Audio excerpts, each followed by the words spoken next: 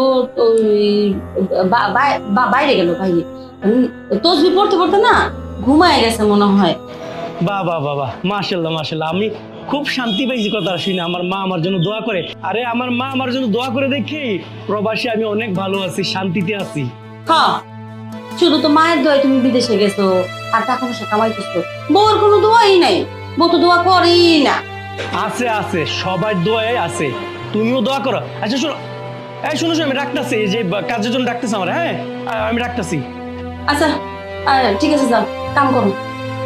রাখি। ফোনটা দিলেই খালি মা মা মা মা মা, মায়ের মধ্যে মধু আছে।